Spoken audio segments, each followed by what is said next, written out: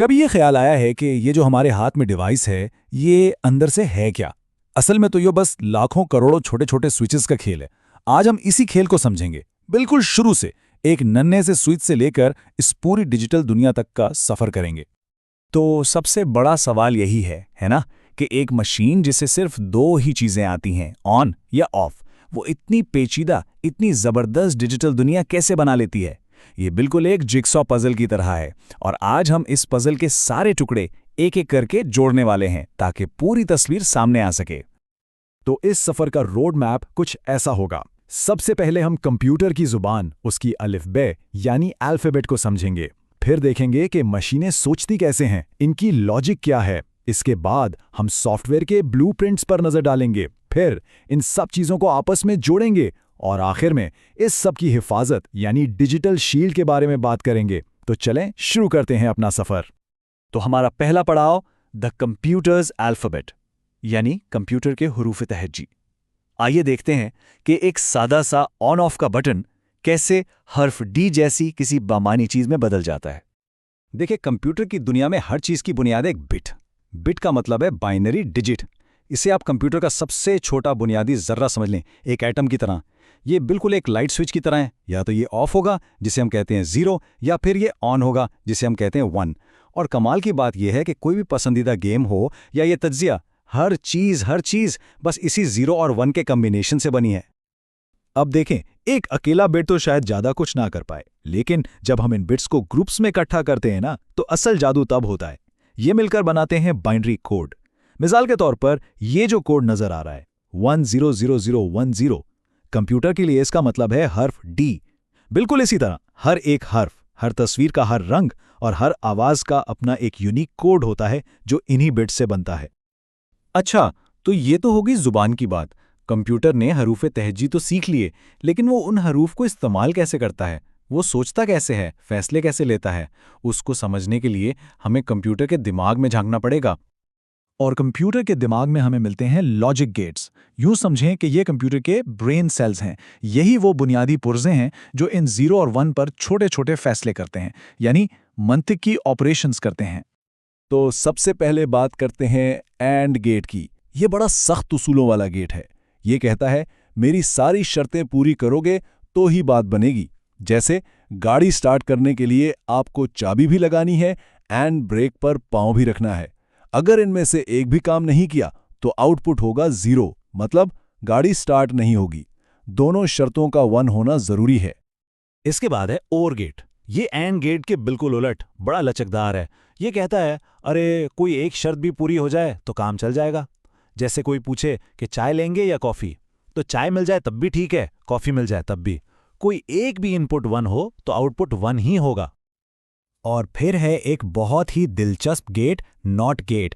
इसे इन्वर्टर भी कहते हैं क्योंकि ये हर चीज को उलट देता है। इसका काम बहुत सादा है। जो भी इनपुट दो, ये उसका उलट आउटपुट देगा। अगर आप इसे 0 देंगे तो ये 1 देगा, और अगर 1 देंगे तो ये 0 देगा। ये समझें कि लॉजिक की दुनिया का ऑपोजिट डे है। तो इन्हीं एंड और नॉट गेट्स को लाखों करोड़ों की तादाद में जोड़कर हम बहुत पेचीदा सर्किट्स बना सकते हैं। ये तो हो गया हार्डवेयर, लेकिन इन सर्किट्स को बताएगा कौन कि करना क्या है? इन्हें हिदायत कहाँ से मिलेंगी? बस यहीं से सॉफ्टवेयर की कहानी शुरू होती है। तो अब देखते हैं कि एक ख्याल, एक आइडिया कैसे एक चलते फिरते सॉफ्टवेयर की शक्ल लेता है। इस पूरे प्रोसेस का एक बाकायदा नाम है सॉफ्टवेयर डेवलपमेंट लाइफ साइकिल, या जिसे शॉर्ट में SDLC कहते हैं। इसे समझने का बेहतरीन तरीका यह है कि आप इसे घर बनाने के अमल से तशबीह दें। जैसे घर बनाने से पहले सोचा जाता है, फिर नक्शा बनता है, फिर तामीर होती है और फिर उसकी देखभाल की जाती है, बिल्कुल इसी तरह एक मुनज़्ज़म तरीके से सॉफ्टवेयर भी बनाया और संभाला जाता है। इस SDLC का एक बहुत पुराना और क्लासिक मॉडल है वाटरफॉल मॉडल। नाम से ही जाहिर है, जैसे आबशार का पानी ऊपर से नीचे गिरता है और वापस नहीं जाता, इसी तरह इस मॉडल में भी हर काम एक तरतीब से होता है। एक स्टेप मुकम्मल होगा तो ही अगले पर जाएंगे। आप पीछे मुड़कर नहीं देख सकते। लेकिन आजकल वाटरफॉल के साथ साथ एक और मॉडल बहुत मकबूल है, एजाइल। तो फर्क क्या है दोनों में? देखें, वाटरफॉल एक लंबी सीधी 1 वे सड़क की तरह है। एक बार सफर शुरू हो गया तो बस मंजिल पर ही रुकना है, जबकि एजाइल छोटे छोटे स्प्रिंट्स या चक्रों में काम करता है। मतलब थोड़ा सा सॉफ्टवेयर बनाया, उसे टेस्ट किया, फीडबैक लिया और फिर अगला हिस्सा बनाया। ये बहुत ज़्यादा लचकदार है और बदलती भी ज़रूरियात के मुताबिक खुद को ढाल लेता है। अच्छा जी, तो हमने एक कंप्यूटर के अंदर की कहानी समझ ली, ये भी देख लिया कि सॉफ्टवेयर कैसे बनता है। अब जरा तस्वीर को बड़ा करते हैं। अब बात होगी एक से ज्यादा कंप्यूटर्स की, कि उन्हें आपस में जोड़ा कैसे जाता है ताकि वो एक दूसरे से बात कर सकें और डेटा शेयर कर सकें। कंप्यूटर्स को जोड़ने की इस तरतीब या डिज़ाइन को नेटवर्क टोपोलॉजी कहते हैं।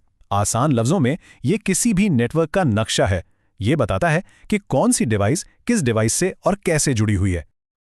और इस नक्शे की कई किस्में होती हैं। जैसे बस टोपोलॉजी में एक ही केबल होती है और सारे कंप्यूटर्स उससे जुड़े होते हैं।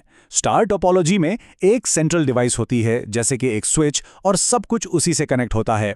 मैश सबसे पेचीदा है, बिल्कुल मकड़ी के जाले की तरह, जहां हर कंप्यूटर दूसरे हर कंप्यूटर से बराह रास्त जुड़ा होता है।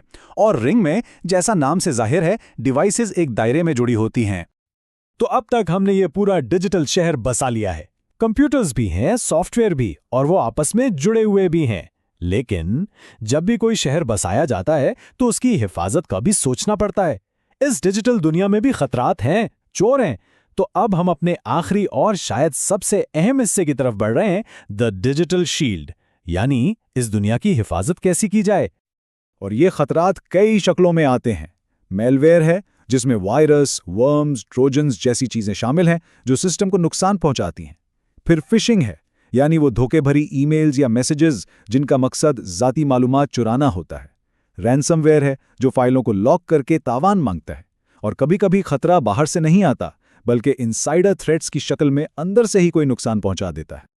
इन तमाम खतरात के खिलाफ दिफा का एक सबसे बुनियादी और ताकतवर हथियार है इनक्रिप्शन। इनक्रिप्शन का मतलब है अपने डेटा पर एक ताला लगा देना। ये सादा पढ़ने के काबिल डेटा, जिसे प्लेन टेक्स्ट कहते हैं, इसे एक खुफिया नाकाबिल फ़हम कोड में बदल देता है, जिसे साइफर टेक्स्ट कहते हैं। अब इस कोड को सिर्फ वही शख्स पढ़ सकता है जिसके पास इसे खोलने की सही चाबी हो। अच्छा, अब इस इनक्रिप्शन की भी दो बड़ी किस्में हैं। एक है सिमेट्रिक, इसमें ताला लगाने और खोलने दोनों के लिए एक ही चाबी इस्तेमाल होती है। ये बहुत तेज़ है, लेकिन मसला ये है कि आपको वो चाबी दूसरे शख्स तक महफूज तरीके से पहुंचानी पड़ती है। दूसरी किस्म है एसिमेट्रिक। इसमें दो चाबियां होती हैं, एक पब्लिक की और एक प्राइवेट की। इसे यूं समझें कि पब्लिक की एक खुले हुए लेटर बॉक्स की तरह है, कोई भी इसमें पैगाम डाल सकता है, लेकिन इसे खोल सिर्फ आप ही सकते हैं अपनी प्राइवेट की से। ये ज़्यादा महफूज है, लेकिन थोड़ा सा सुस्त होता है। तो हमने ये पूरा सफ़र तय कर लिया, एक बिट से लेकर एक महफूज नेटवर्क तक। हमने देखा कि ये सारी दुनिया कितने साफ, कितने सीधे सादे मंतकी उसूलों पर खड़ी है। हर चीज़ 0 और 1 है, हर फैसला एंड और पर मबनी है। लेकिन एक आखिरी सवाल, एक बड़ा सवाल सोचने के लिए छोड़े जा रहा हूं कि क्या ये मंतकी उसूलों पर चलने वाले सिस्टम्स एक ऐसी दुनिया का मुकाबला करने के लिए तैयार हैं जो अक्सर गैर मंतकी होती है? एक ऐसी दुनिया जहां इंसानी गलतियां, जज्बात और गैर मुतवक्का वाकयात कुछ भी कर सकते हैं?